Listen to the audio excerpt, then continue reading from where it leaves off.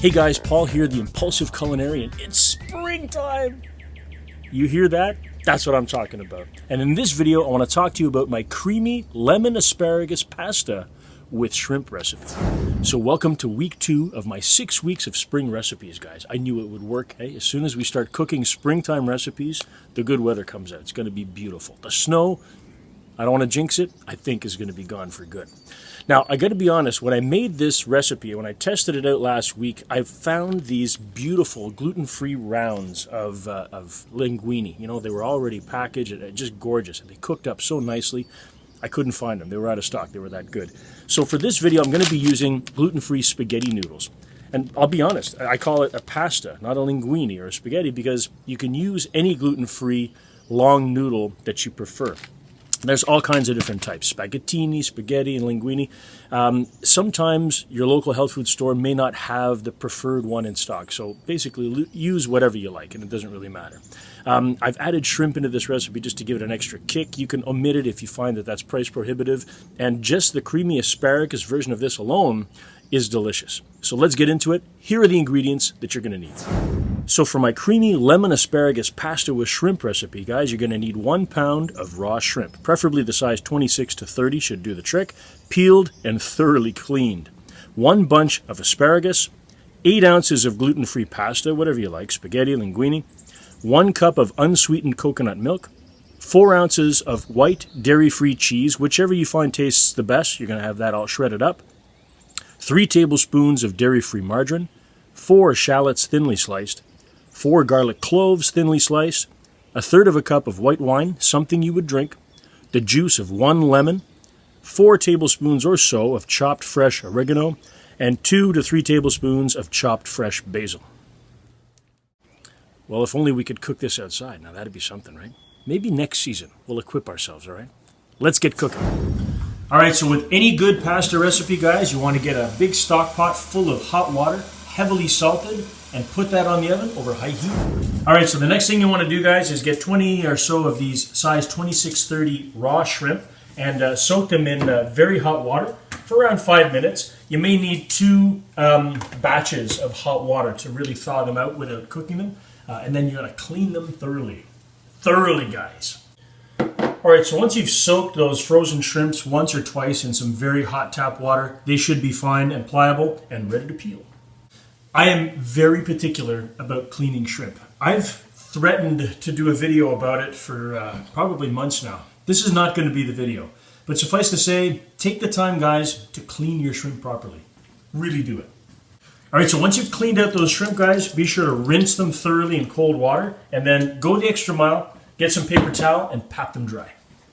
Now, there we go. It takes a little effort, guys, but it's so worth it. You've got these delicious raw shrimp, size 26-30. Season them with a little bit of salt and pepper, then cover them up, get them in the fridge until you're ready to use them. All right, so the time that it's taken you to clean up all those shrimp, for sure your water has come to a boil. So just put a cover on it and put it to medium-low so you can keep it on that gentle simmer. And believe it or not, the first thing going in is not the pasta.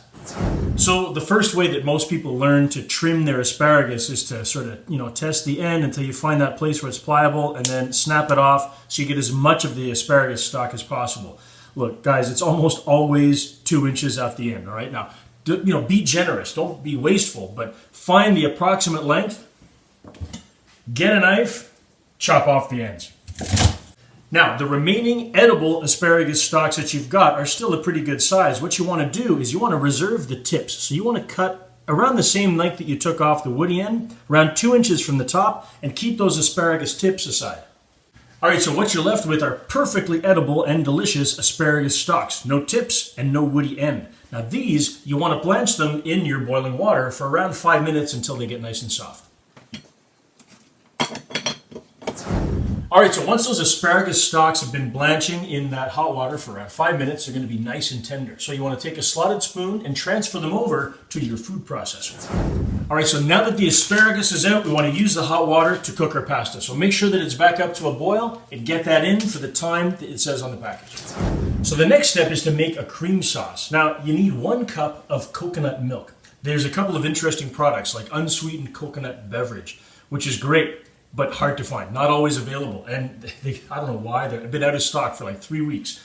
at my local health food store. So the next best option, and probably even tastier, is canned coconut milk. All right, this stuff is great. The cream literally rises to the top, and the coconut water is down below. This is 400 mils. It's around a cup and a half. I'm not going to waste a bit of it. I'm going to use the whole thing. But barring that, if you can find unsweetened coconut beverage, it's fantastic. Add the cup into your food processor or a can of coconut milk.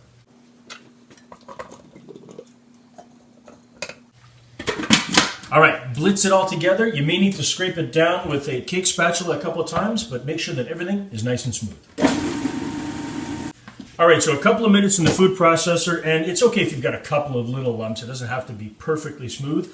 Transfer that mixture into a medium-sized saucepan and keep it over medium-low heat. You don't want to cook it anymore or reduce it or anything like that. You just want to keep it warm until you're ready to add it into the final dish.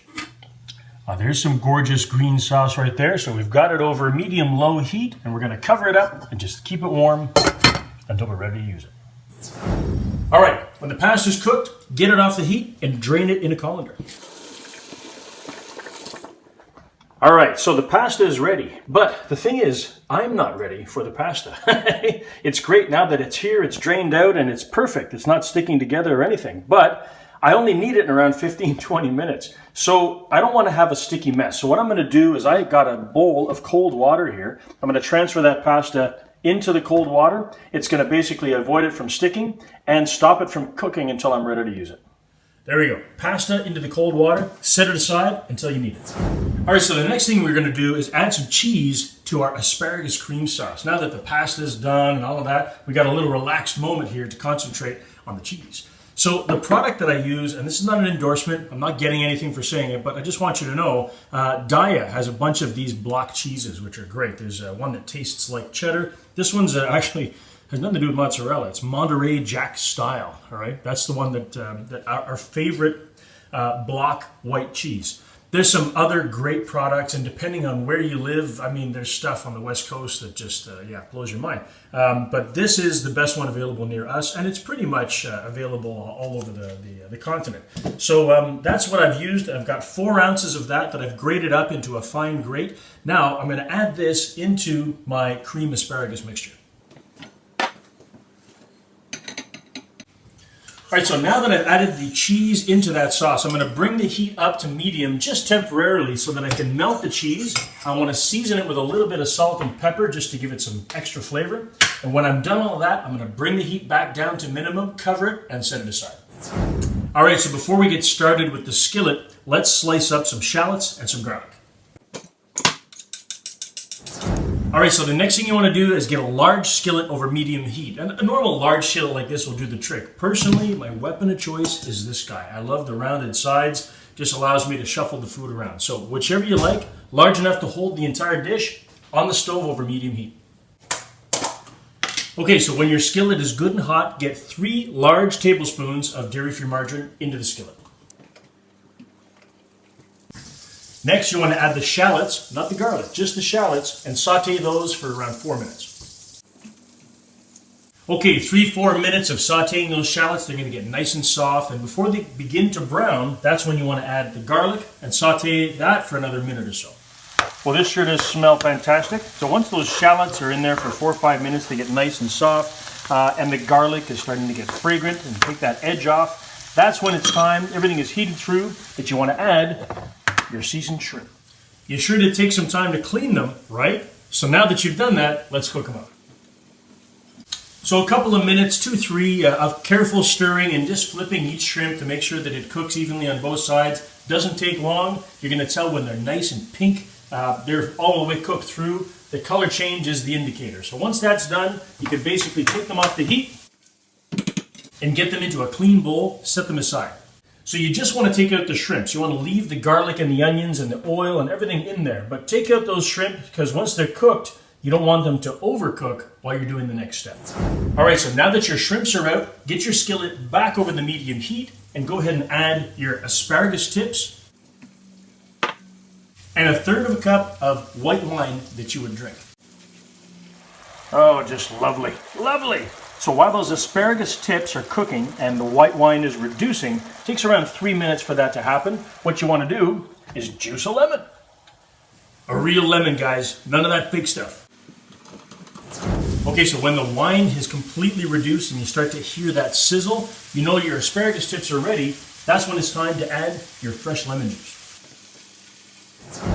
All right, and right after that, you want to add in your incredible cream sauce, your asparagus cream sauce. Yo! So if you got caught unprepared like me, I forgot to chop up my herbs. So I've just temporarily removed the skillet from the heat. I'm going to chop them up right now. Ah, there we go. Wouldn't be springtime recipe if it didn't have fresh herbs. So now that they're all chopped up, I'm going to get my skillet back on the heat. Okay, so my cheesy asparagus cream sauce is nice and hot all the way through. So now it's time to drain off my pasta, which has been chilling in some cold water, and get that into the mix. Then, of course, fresh herbs. Then last but not least, get that delicious cooked shrimp along with any drippings that have accumulated in the bottom of the bowl back into the skillet. Oh, that looks fantastic. Okay, so gently fold all of this together, guys, while it's over the heat.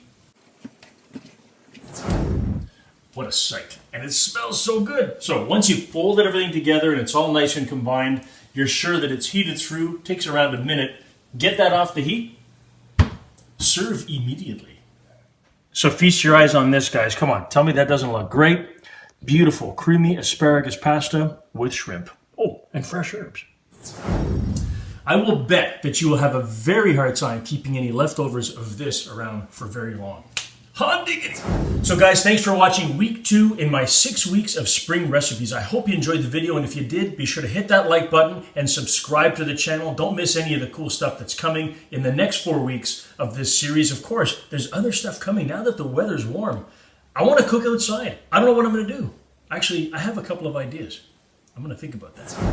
So guys, be sure to check out on my YouTube channel every Thursday at around 8 p.m. Eastern. I publish a brand new quick and easy healthy recipe video. Very short, super fast and easy. I think it's stuff that you're going to like, especially springtime is coming. I got a lot more options and varieties available to my arsenal. And of course, every Saturday right here, the feature video for anything that's gluten-free, dairy-free, and just fun to make that you need to add to your recipe itinerary. And of course, join me every Wednesday. That's Wednesday nights at 8:30 p.m. Eastern Time. I open up a brand new bottle of wine, always something delicious. I'd love to have you join me right here live on YouTube and Facebook from the IC Kitchen. My name is Paul, signing off. Catch you in the next video, guys.